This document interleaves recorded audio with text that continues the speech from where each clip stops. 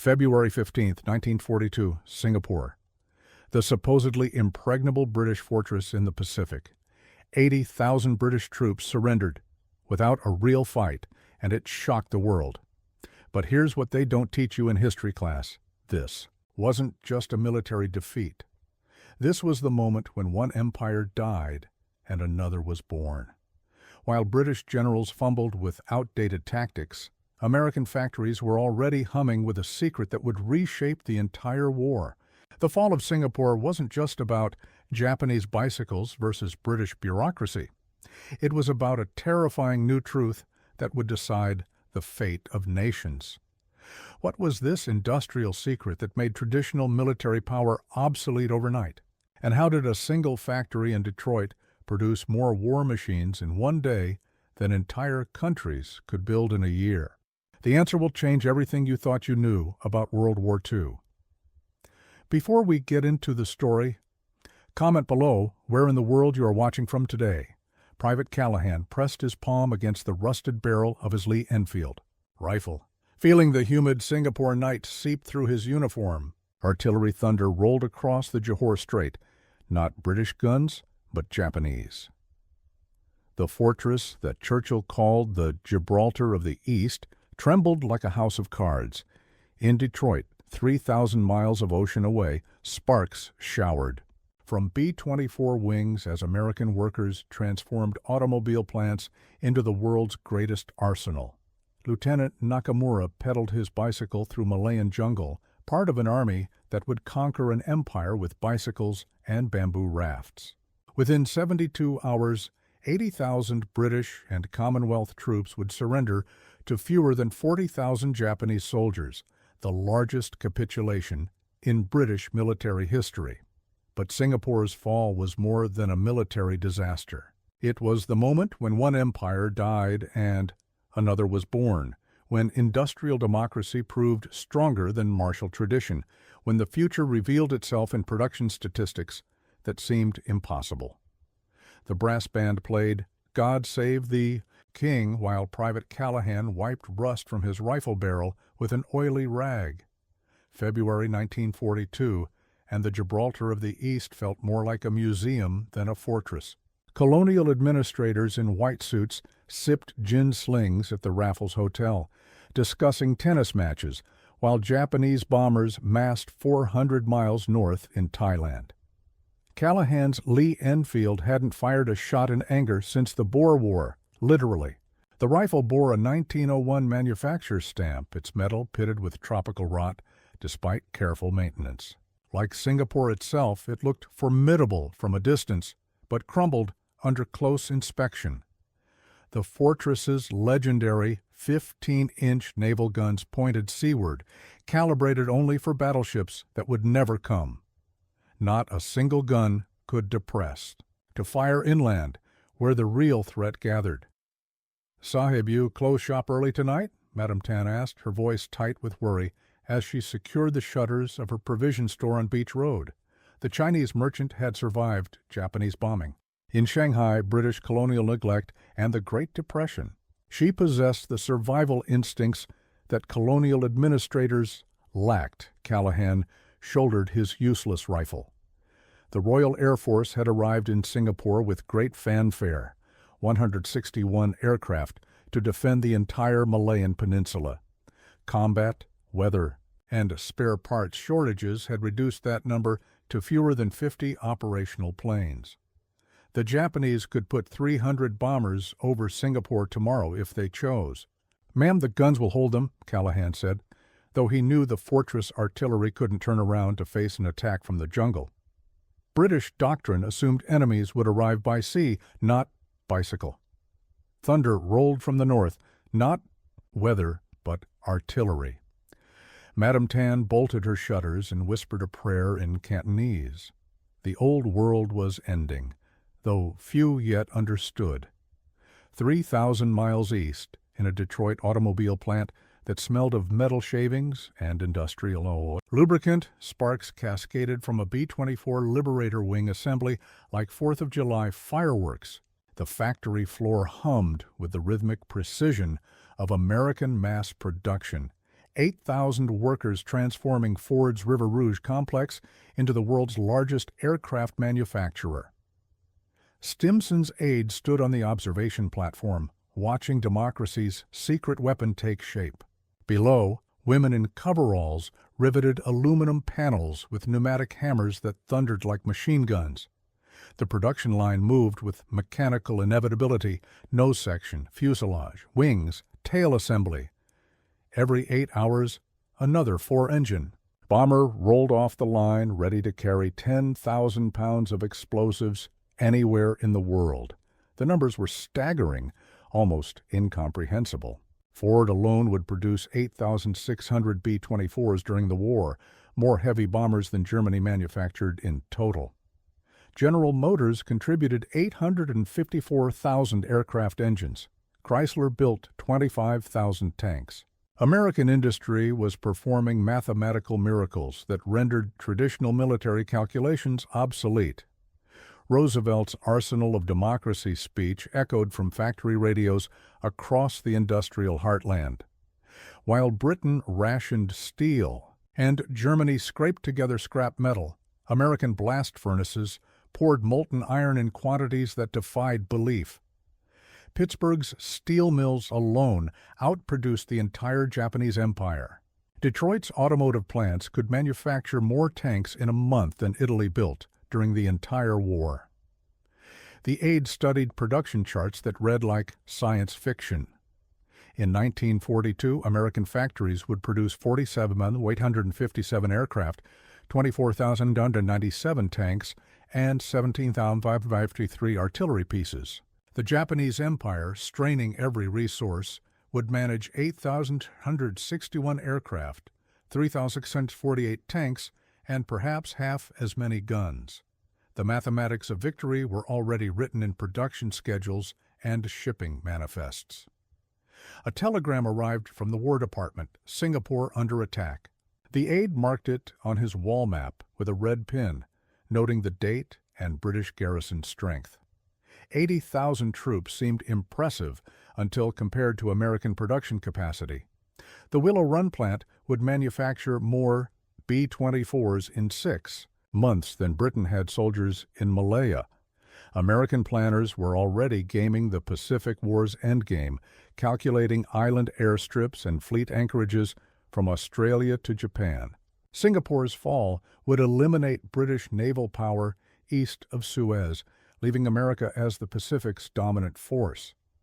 The aide circled Singapore in red ink, writing in the margin, "Case study, why America must lead."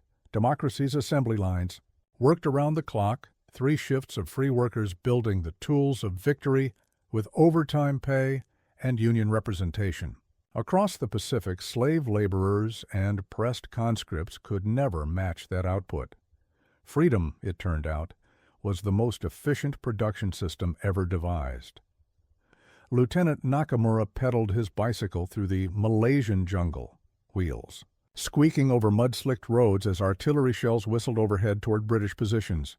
The Japanese 25th Army was writing new chapters in military science, proving that ingenuity trumped equipment when imagination met necessity. 30,000 Japanese soldiers were conquering the Malay Peninsula with an equipment list that would embarrass a Boy Scout troop. No tanks, few trucks, minimal artillery support. Instead, they rode bicycles requisitioned from Singapore's own streets, carried bamboo ladders for river crossings, and navigated by compass through jungle terrain. British mapmakers had marked impassable. The bicycles were genius, silent, requiring no fuel, capable of carrying 100 pounds of equipment per man. When tires punctured, soldiers stuffed them with grass and continued riding on the rims. British defensive positions, carefully sighted, to block mechanized advances along major roads, were simply bypassed. Japanese columns flowed around strong points like water around stones, appearing behind British lines with the bewildering speed of modern warfare. Nakamura's division had advanced 600 miles in 55 days, capturing British fuel dumps. That extended their operational range indefinitely. The enemy had thoughtfully stockpiled everything the Japanese army needed: gasoline, ammunition, rations, medical supplies. Each captured depot became a stepping stone toward Singapore. British officers trained in rigid European doctrines couldn't adapt to this fluid improvisational warfare. They waited for conventional attacks that never came, prepared defensive positions the enemy ignored, and sent reports to headquarters that read like dispatches from another planet. Enemy advancing by bicycle. Who would believe such absurdity? Scarcity was sharpening Japanese tactics to a razor's edge. With only 18 days of fuel per division, every gallon had to count. Soldiers carried exactly what they needed, nothing more. Supply lines stretched thin as wire, but moved with the speed of desperation. The entire army existed in a state of controlled desperation that British abundance could never match. From the Johor shore, Nakamura could see Singapore's lights twinkling across the narrow strait, electric bulbs powered by the same overconfidence that left fortress guns pointing the wrong direction. Tomorrow, rubber rafts and wooden boats would carry Japanese assault troops across waters the Royal Navy supposedly controlled. "Tomorrow we strike," Nakamura whispered, checking his rifle one final time. The bicycle, leaning against a rubber tree, had carried him 400 miles through jungle the British considered impassable. Tomorrow it would carry him into Singapore itself, where 80,000 Allied troops waited with outdated weapons and obsolete tactics. The impossible was about to become inevitable. Dawn broke over Singapore harbor in sheets of orange flame as Japanese bombers screamed from the northern sky.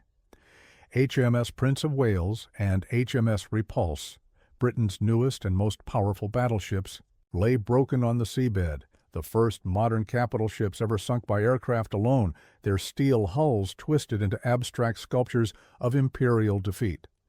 Private Callahan pressed his face against the ground as bombs thundered across the naval base, feeling each explosion through his bones. The impregnable fortress was burning like a garbage heap, black smoke rising thousands of feet into the tropical sky. Royal Air Force Brewster Buffalo fighters, obsolete before they left the factory, were being slaughtered by Japanese Zeros, with the casual efficiency of a harvesting machine. Madame Tan's storefront windows exploded inward as a 500-pound bomb struck Beach Road. She crouched behind her counter, covering her ears against the shriek of diving aircraft and the crash of falling masonry. The old colonial order was disintegrating with each bomb burst, each strafing run, each building that collapsed into rubble. December 10, 1941, marked the end of battleship supremacy and the beginning of naval aviation's dominance. Prince of Wales had survived Bismarck's guns in the Atlantic, only to die under Japanese torpedoes dropped from aircraft costing 1/10 the battleship's construction budget. Military revolution announced itself with mathematical precision. One Nakajima B-5N torpedo bomber cost 140,000 yen. HMS Prince of Wales cost 7.5 million pounds sterling. The mathematics of modern warfare had shifted decisively toward aviation. British doctrine, written when aircraft were reconnaissance tools, couldn't comprehend this new reality. Air cover was considered unnecessary for capital ships in hostile waters, a fatal miscalculation that cost 2 irreplaceable warships and 840 lives. Japanese pilots, flying from crude airstrips carved from jungle clearings, had rewritten naval strategy in one afternoon. Callahan watched black smoke rise from the harbor where British sea power in the Far East had just evaporated.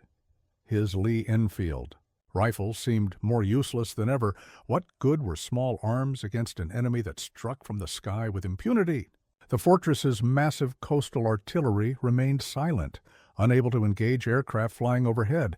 Singapore's RAF squadrons were being systematically destroyed on the ground, caught helpless as Japanese bombers cratered runways and incinerated aircraft in their revetments. The few surviving fighters were outnumbered 10-1, their pilots exhausted from flying multiple sorties per day against overwhelming odds. "Sahib, the ships are gone," Madame Tan said, pointing toward the harbor, where oil fires burned on the water's surface. "What happens to us now?" Callahan had no answer. The Royal Navy's Far Eastern Fleet had been eliminated in 3 days of fighting. Singapore was naked, defenseless against any enemy, willing to cross the narrow strait from Japanese-occupied Johore. The Gibraltar of the East had become a death trap. Lieutenant Nakamura inspected the bamboo raft his engineers had lashed together from oil drums and jungle timber, smiling at necessity's elegant solutions. Scarcity was indeed sharpening the sword. Every shortage forced innovation. Every limitation bred creativity. Every obstacle became an opportunity for tactical brilliance. The Japanese army was crossing Malaysian rivers on rafts built from captured British fuel drums, bamboo poles cut from roadside groves, and rope woven from palm fiber. What they lacked in equipment, they compensated with ingenuity. What they missed in firepower, they made up with speed and surprise. The entire campaign was an exercise in making something from nothing. British defensive positions, carefully surveyed and registered by artillery, were simply bypassed. Japanese bicycle infantry flowed around strong points like water, seeking the path of least resistance. When rivers blocked their advance, they built rafts. When bridges were demolished, they waded across at night. When roads were cratered, they cut new paths through rubber plantations. Nakamura's battalion carried 18 days of supplies, enough fuel, ammunition, and rations to reach Singapore if they captured enemy stockpiles along the way. It was a calculated gamble that turned every British supply dump into a strategic objective. Each captured depot extended Japanese operational range while denying resources to the defenders. The British couldn't understand this fluid improvisational warfare. Their officers had trained for European battlefields where armies advanced along predictable routes, engaged at prepared positions, and fought according to established doctrine. They expected mechanized assaults supported by artillery and air power, conventional attacks that never materialized. Instead, Japanese soldiers appeared behind British lines like ghosts, having infiltrated through terrain marked impassable on British maps. They struck supply convoys, ambushed reinforcement columns, and severed communications lines with the systematic precision of a demolition team. British units found themselves isolated, surrounded, and forced to withdraw from positions they had never been attacked. "Scarcity sharpens the sword," Nakamura murmured, watching his men pole their improvised raft across the Muar River. "Abundance dulls it." The British garrison possessed every advantage except the will to use them effectively. Superior numbers, better equipment, prepared positions, interior lines of communication, all rendered useless by rigid thinking and peacetime complacency. They fought the war they had prepared for, not the war they faced. Nakamura's raft scraped against the opposite bank as Japanese mortar shells began falling on British positions 2 miles inland. Tomorrow his battalion would be in Johor Bahru, staring across the narrow strait at Singapore's city lights. The fortress's guns couldn't depress to fire at ground targets. Its garrison couldn't adapt to unconventional tactics. Its commanders couldn't believe an empire was dying. The impossible was becoming inevitable, one river crossing at a time. In a Washington office that smelled of coffee and cigarette smoke, Stimson's aide overlaid Pacific Theater maps with red pins, marking Japanese. Advances like a spreading infection. Each pin represented a strategic calculation, each advance a shift in global balance, each victory a step toward American hegemony. Reports from Singapore painted a picture of systematic British collapse. The impregnable fortress was crumbling. With shocking speed, its garrison retreating toward the city center as Japanese forces closed the ring. 80,000 British and Commonwealth troops were being outmaneuvered by fewer than 40,000 Japanese soldiers, a tactical disaster that would reshape the Pacific balance of power. The aide studied tonnage reports from American shipyards with growing satisfaction. Liberty ships were sliding down launching ways at a rate that defied belief, one every 42 days initially, now approaching one every 3.5 days. Destroyers launched weekly, cruisers monthly, aircraft carriers every few months. American industrial capacity was reaching full mobilization, producing weapons and equipment at rates that rendered traditional military calculations obsolete. By early 1942, American shipyards were launching more tonnage each month than Japan. Possessed in its entire merchant marine, the Willow Run plant alone would produce more B-24 bombers than Germany manufactured heavy aircraft during the entire war. American steel production exceeded that of Germany, Japan, and Italy combined by a factor of 3. The strategic implications were staggering. With British naval power eliminated east of Suez, America would become the Pacific's dominant force by default. The island-hopping campaign was already being sketched on maps, calculating airfield ranges and fleet anchorages from Australia to Japan. Singapore's fall would accelerate American strategic planning by years, forcing immediate assumption of global leadership. A telegram arrived from Churchill. Singapore's fall would be the worst disaster in British military history. The aide marked it with a red pin, noting the date and casualty estimates. The disaster was also an opportunity. Britain's weakness would become America's strength. Imperial decline would enable democratic ascendance. American production statistics read like fantasy novels. In 1942, U.S. factories would manufacture 47,857 aircraft against Japan's 8,861. American shipyards would launch 8,090 vessels against Japan's 2,900. The mathematical superiority was so overwhelming that Japanese defeat seemed inevitable, a matter of arithmetic rather than strategy. The aide circled Singapore on his wall map, writing in red ink, "Proof America must lead." The fortress's fall would eliminate Britain as a Pacific power, leaving America to face Japan in a contest between industrial democracy and militaristic autocracy. The outcome was predetermined by production schedules and shipping manifests.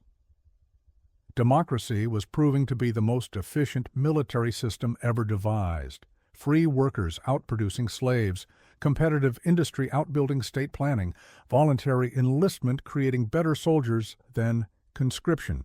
Singapore would be remembered as the moment when America inherited the earth. Singapore's water mains ruptured under Japanese artillery bombardment, sending precious fresh water streaming into monsoon drains as civilians crowded around broken pipes with tin buckets and cooking pots. The fortress was dying of thirst while surrounded by ocean, its infrastructure crumbling as systematically as its military defenses. Private Callahan watched Madame Tan fill her bucket from a pipe that spurted brown water mixed with mud and debris. February 15, 1942, and the Gibraltar of the East was reduced to this, civilians scavenging water from broken pipes while Japanese shells screamed overhead every few minutes. The colonial paradise had become a nightmare of shortages, panic, and approaching doom.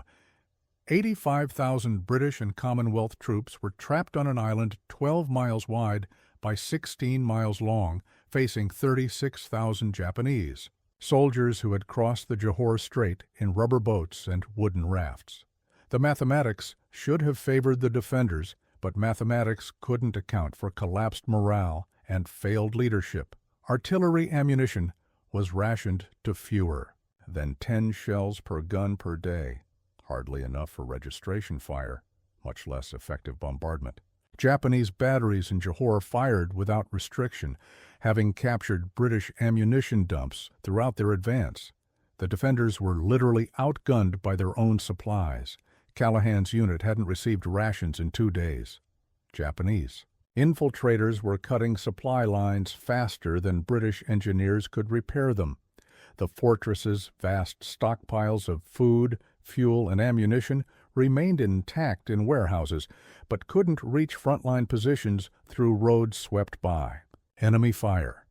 British officers trained for European warfare couldn't adapt to Japanese tactics that ignored conventional wisdom. Enemy soldiers appeared behind defensive lines like phantoms, having infiltrated through terrain marked impassable on British maps. They struck supply convoys, severed communications, and vanished before reinforcements arrived. "Sahib, when dipso, we leave?" Madame Tan asked, her voice barely audible above the crash of falling masonry. Japanese bombers were systematically destroying Singapore's infrastructure, power plants, telephone exchanges, radio stations, anything that might support. Organized resistance, Callahan had no answer. HMS Prince of Wales and HMS Repulse lay on the seabed, taking British naval supremacy with them. The RAF was reduced to fewer than 20 operational aircraft, helpless against hundreds of Japanese fighters and bombers. The fortress's legendary guns couldn't depress to engage ground targets, leaving them useless against the actual threat. A radio crackled from a nearby building. "This is the governor. Surrendered negotiations, Japanese terms." The words were lost in static and explosions, but their meaning was clear. The unthinkable was becoming inevitable.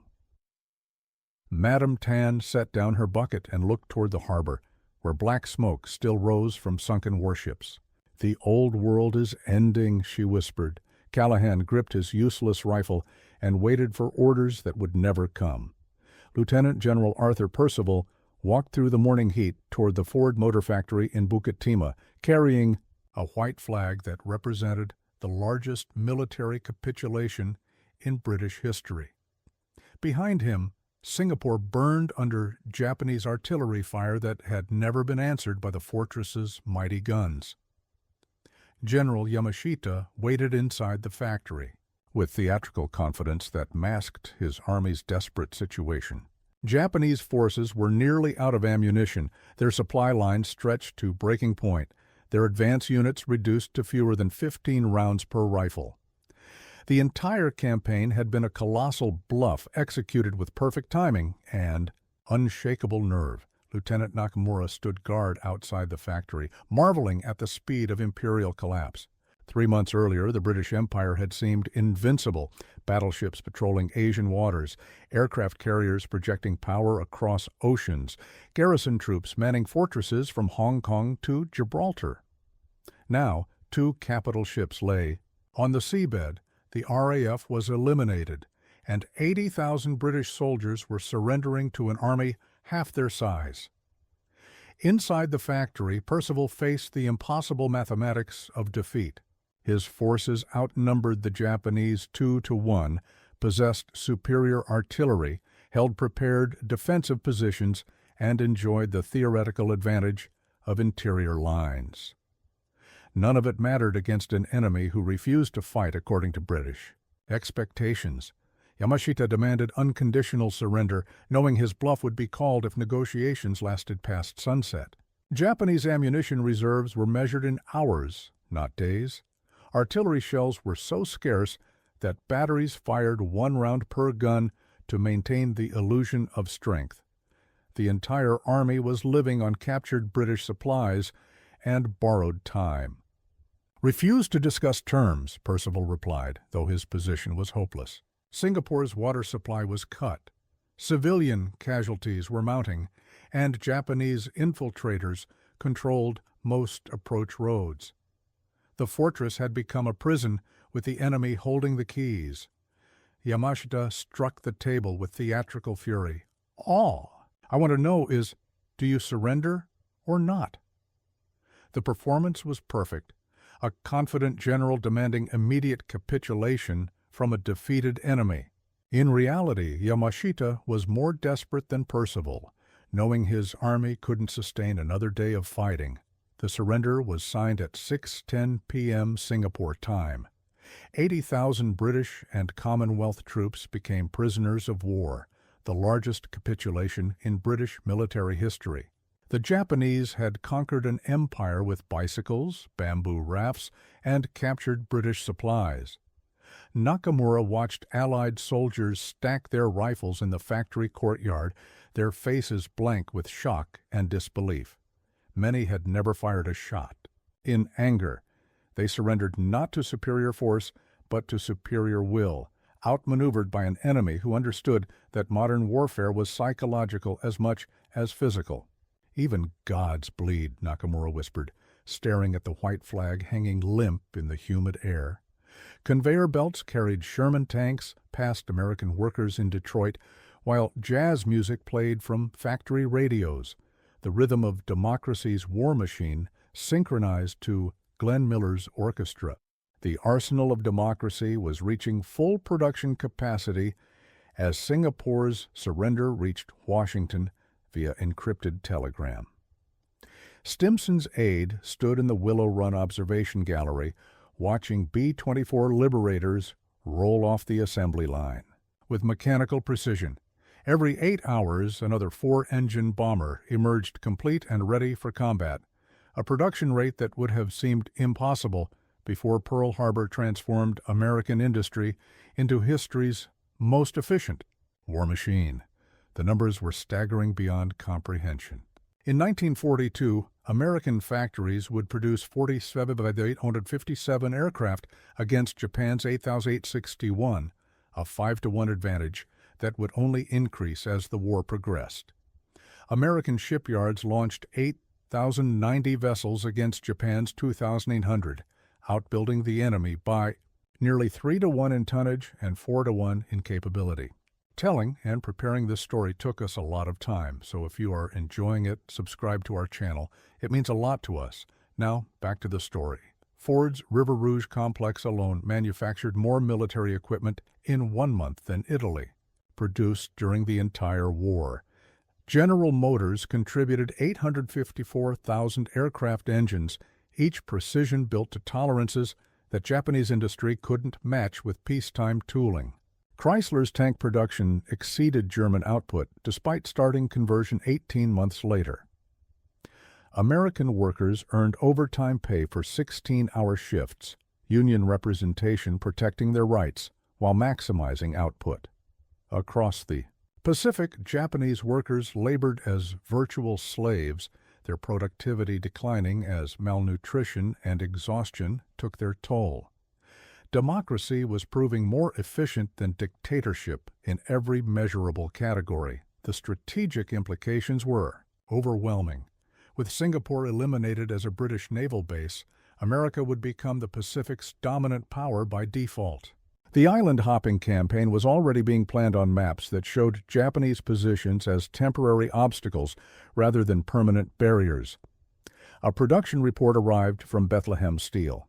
February output exceeded all previous records, with new blast furnaces coming online weekly. American steel production was approaching 40 million tons annually, more than Germany, Japan, and Italy combined. The raw materials of victory were pouring from American mines and mills in quantities that defied enemy comprehension. The aide studied shipping schedules that read like fantasy novels. Liberty ships launched every 3.5 days, destroyers weekly, aircraft carriers monthly. American shipbuilding capacity would peak at 1 completed vessel every 4.5 hours, a rate that would have supplied the entire Japanese Navy in 6 months. Jazz music echoed from factory radios as another B-24 rolled toward the flight line.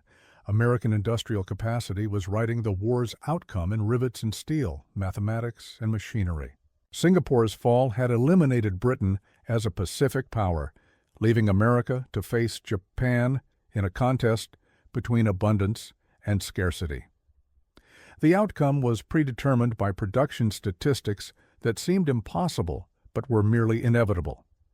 Crowds filled Tokyo's streets cheering "Asia for Asians" as radio broadcasts proclaimed the fall of Singapore, while 3,000 miles west, Churchill telephoned Roosevelt to report the worst disaster in British military history.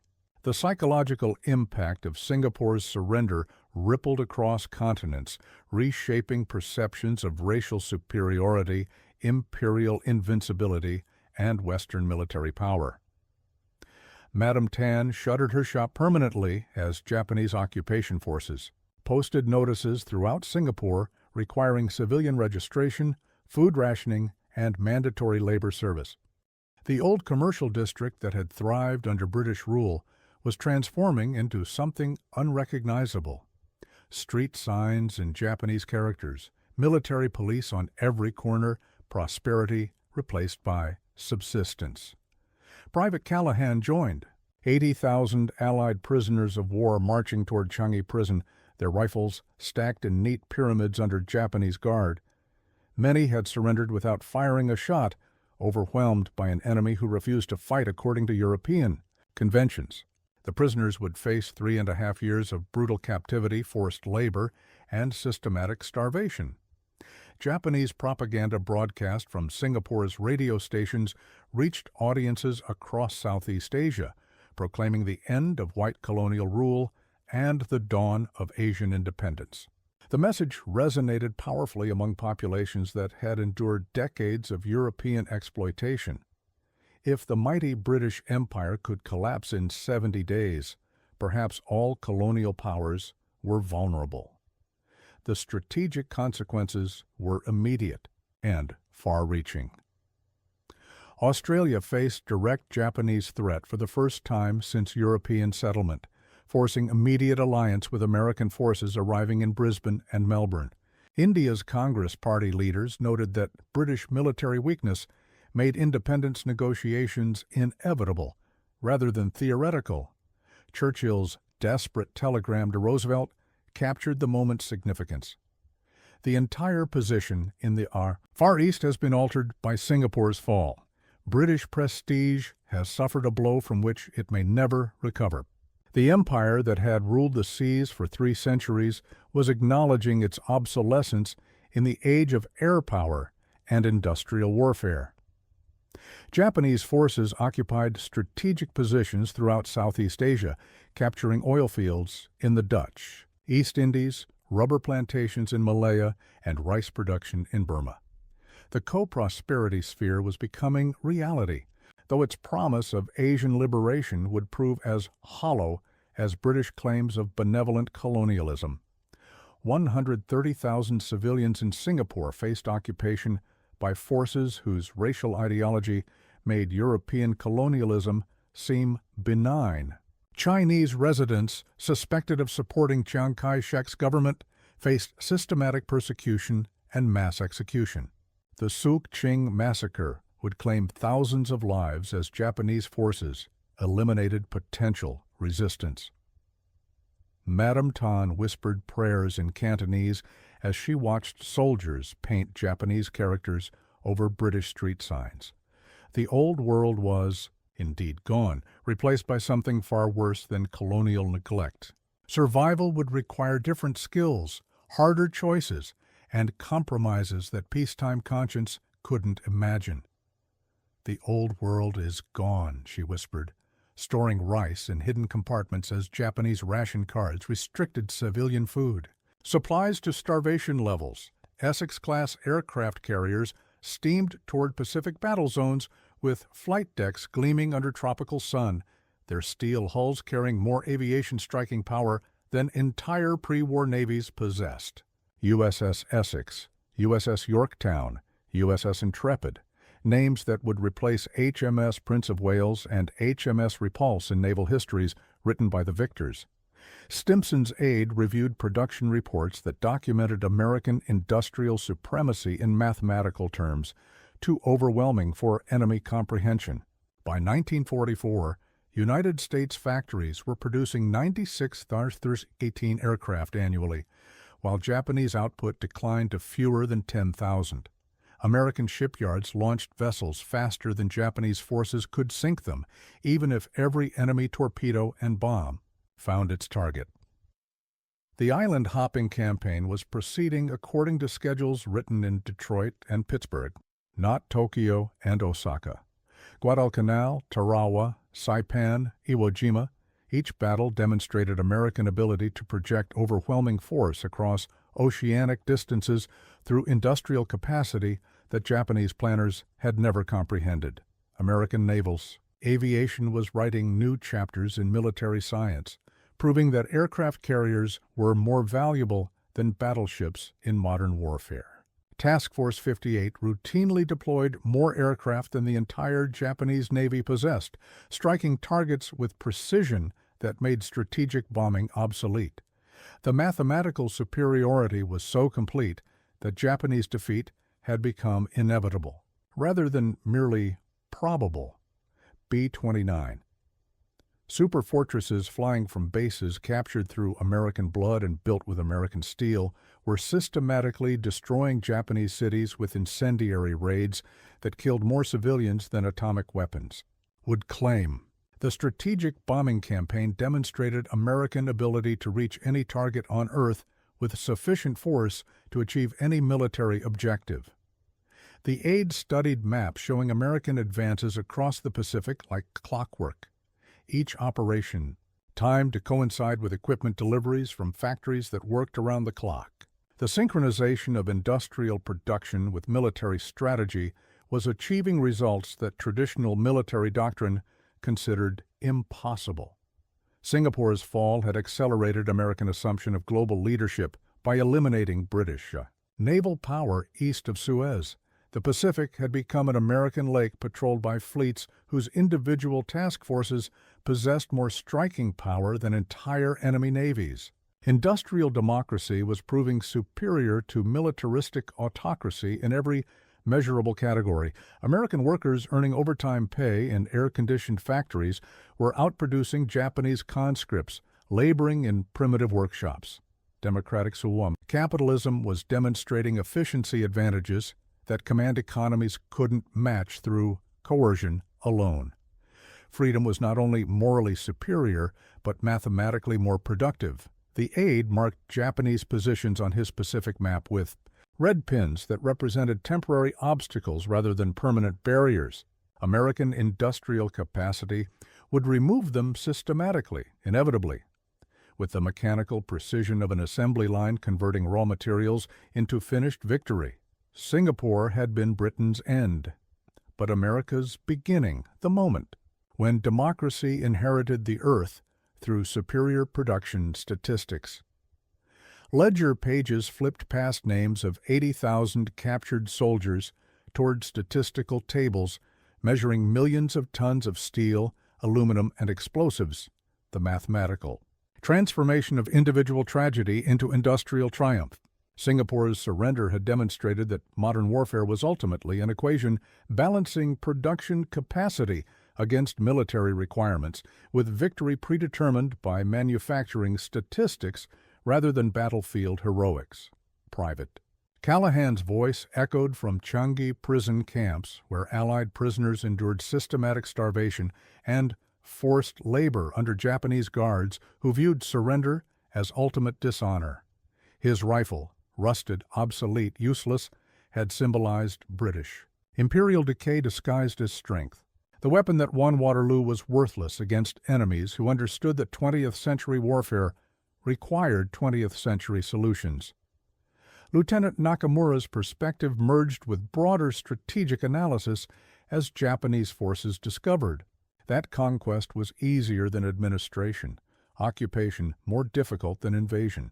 Bicycles that carried troops to victory couldn't transport sufficient supplies to sustain empire across oceanic distances.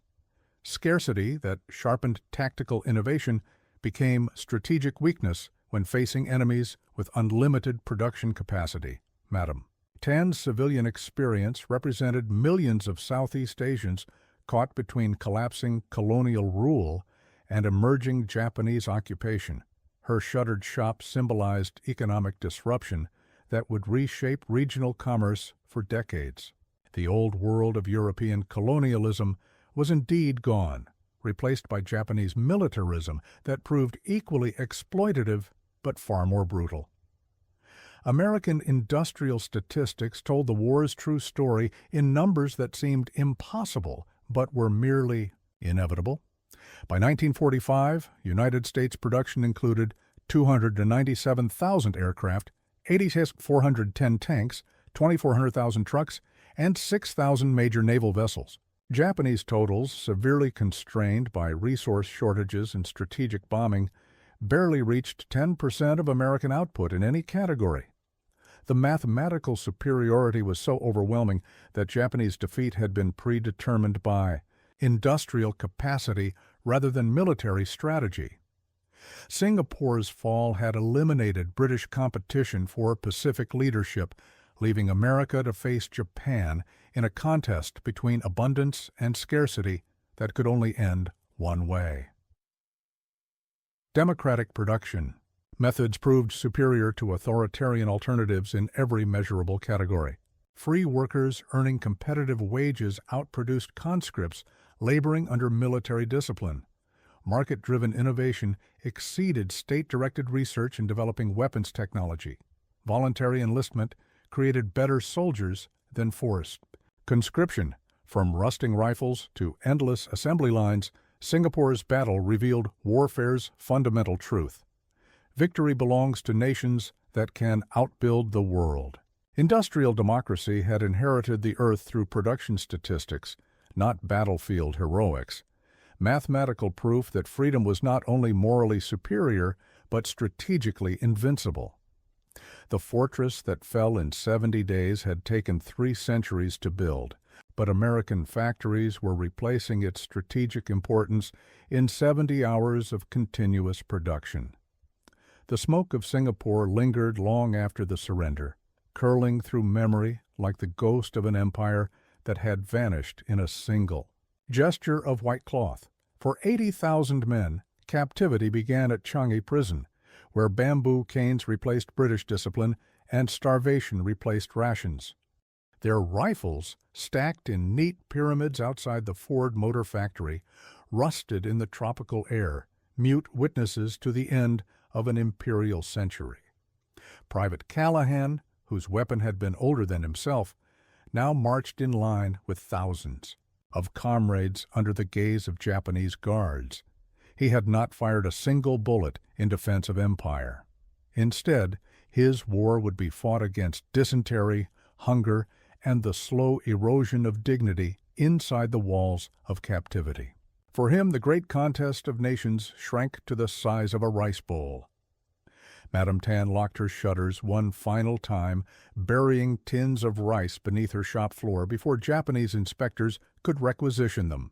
She had survived British indifference and Japanese brutality alike, her loyalty belonging not to flag or empire, but to family and survival. In the years to come, she would measure history not in speeches or treaties, but in bowls of rice scraped. Together during occupation, Lieutenant Nakamura, once triumphant on his creaking bicycle, soon discovered that conquest was simpler than governance. The empire won with scarcity was now collapsing under scarcity. Supply lines that had stretched like taut wires across the jungle began to fray under Allied submarines and bombers. The ingenuity that had carried men across rivers on bamboo rafts could not manufacture aviation fuel or steel. Tactical brilliance could not outrun industrial mathematics. In Detroit, sparks continued to fall like man-made stars inside the Willow Run plant. Every 8 hours, a new B-24 rolled into daylight, its wings gleaming with the inevitability of arithmetic. The arsenal of democracy, indifferent to individual battles, measured progress in rivets and tonnage. Workers who had never seen Singapore ensured its fall was not an end, but a beginning. By 1944, Callahan's prison camp lay beneath the contrails of American B-29s heading north toward Japan. Each bomber carried more explosive weight than the fortress of Singapore had possessed in its entire arsenal. Above the starving prisoners, the mathematics of production thundered across the sky. Below, men whispered rumors of liberation in languages the guards could not silence. When the war ended, Callahan emerged from captivity, gaunt but alive. He returned to a Britain humbled, ration books still in circulation, empire slipping away island by island. The sun had set on imperial certainty, replaced by American aircraft casting long shadows over the globe. The war had not merely defeated enemies, it had rewritten the ledger of power.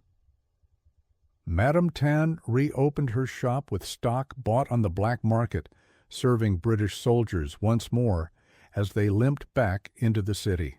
But the world they represented was gone. Singapore, once a jewel in the imperial crown, was now a bargaining chip in post-war negotiations. Within 2 decades, it would belong not to Britain or Japan, but to itself. For her, survival had become independence by another name. Nakamura returned to a homeland scarred by incendiary raids, its cities flattened, its children malnourished. He had conquered Singapore with bicycles, but he returned to Tokyo by train, watching ruins slide past windows where cherry blossoms once bloomed. For him, the war's lesson was cruel but unmistakable. Courage without industry is only a brief spark in the darkness. And in America, the arsenal that had roared to life did not fall silent when the guns did. Assembly lines built suburbs instead of bombers, cars instead of tanks. The same mathematics that had produced victory now produced prosperity. Soldiers returned to a nation not rationing survival, but mass-producing abundance. The great industrial gamble had paid dividends far beyond the battlefield. The Battle of Singapore, often reduced to statistics of surrender, was more than Britain's humiliation. It was a hinge of history. The fortress that collapsed in 70 days marked the twilight of one empire and the dawn of another. Britain had measured power in colonies, naval bases, and ceremonial fortresses. America measured power in steel tonnage, assembly lines, and production schedules. The future belonged not to rusting rifles, but to factories that never slept. Singapore's story reveals the new arithmetic of war. Empires crumble when their symbols outlast their systems. The guns of the fortress pointed proudly to the sea, but could not swivel inland. The rifles of the infantry gleamed in parades but jammed in combat. Tradition gave the illusion of strength, but only production gave its reality. When history remembers 15th of February 1942, it recalls not only surrender, but succession. Britain's age of empire ended in a factory courtyard in Bukit Timah. America's age of leadership began in a factory floor in Detroit. The two scenes are inseparable, one white flag mirrored by one endless conveyor belt. For Callahan, Tan, Nakamura, and millions like them, the meaning of Singapore was not written in treaties, but lived in hunger, survival, defeat, and rebuilding. For the world, its meaning was clear.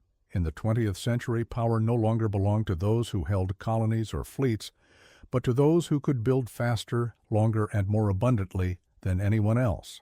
Rust and steel, those were the true memorials of Singapore. Rusting rifles abandoned in courtyards, steel bombers rolling off assembly lines. Between them lay the truth of a war, where freedom proved itself not only morally right, but mathematically inevitable. And so the empire that had ruled the seas for centuries ended not with a decisive battle, but with a surrender pen in a motor factory. Another empire, built not on colonies, but on capacity, inherited the earth. The old world crumbled in the tropics. The new world began in the Midwest. If you enjoyed the story I hand-picked this next story that you will enjoy, please don't miss this one. Click here to watch it.